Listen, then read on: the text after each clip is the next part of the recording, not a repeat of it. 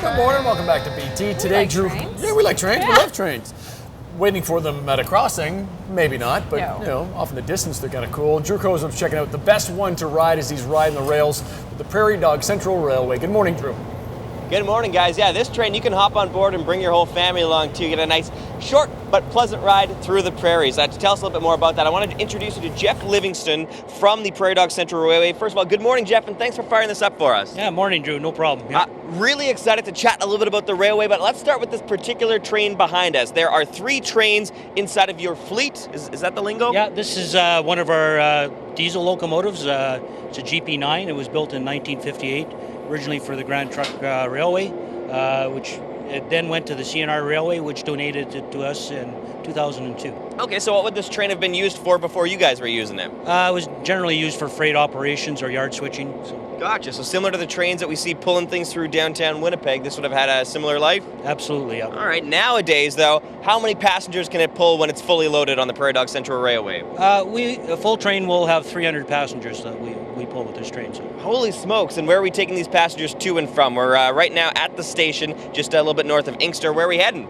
Typical trip is out to Gros Isle, Manitoba. Okay, gotcha. Now, for people who've never experienced the prairies on board the Prairie Dog Central Railway, what's that like? What's the view like? What are we going to see? What's it going to be like when we're heading down the rails? Well, you're going to see a lot of scenic farm fields, different crops along the way, certain wildlife. We see a lot of deer and stuff like that as we go along, and just a nice, pleasant ride out there. And once we get to Gros Isle, what happens there? Gros Isle, they have the number of venues like for hot dogs and handmade handicrafts and local markets. So we're getting some food, we're getting some keepsakes. How long should I allot for the family to come down and go for a full ride on the Prairie Dog Central? Typical day with us is about 3.5 hours. Okay, let's hop back to the train for a minute. How powerful is this thing? Let's talk horsepower. Horsepower, this is a 1,750 horsepower, 16-cylinder engine. That powers 4 traction motors, electric traction. It's a diesel over electric, which means the diesel powers a generator, which powers the motors. There's one for each axle underneath the train. So. Sounds very, very powerful. Is this a tough thing for you guys to be firing up? No, it starts up pretty easy. After we started, it builds up with air about 15 minutes and it's ready to go. When you're inside of the cab, is this a difficult sort of thing to operate?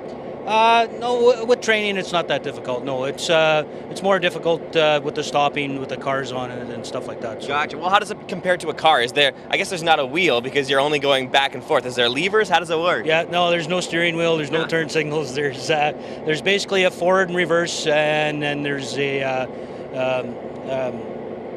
accelerator that has different notches in it. It goes up to notch 8, which applies different amount of power to the engine. And the brakes, there's an independent brake for the engine, and then there's an automatic brake for the engine and the cars. So. Now, Prairie Dog Central Railway operates thanks to the generous volunteer hours by the Vintage Locomotive Society. I got that correct? That is correct, yes. Tell us a little bit about that society, what its purpose is, and what you guys do. Well, we basically we preserve these coaches. All these coaches range from 1901 to 1913, as well as we also have an old period steam engine from 1882. Our main goal is to preserve this equipment and keep it running. Yeah. All right, Jeff, thanks so much. You're quite welcome. All right, now we got a little bit of history, so the next time you hop on board the Prairie Dog Central Railway with the family, you'll have a little bit more of a better perspective of how things work here and what it takes to keep this thing going. If you want more information about going on a ride on this thing, you'll find that on the BT website at breakfasttelevision.ca. We're going to take a little break on Breakfast Television, but we still have plenty more to show you as we hop on board the Prairie Dog Central Railway.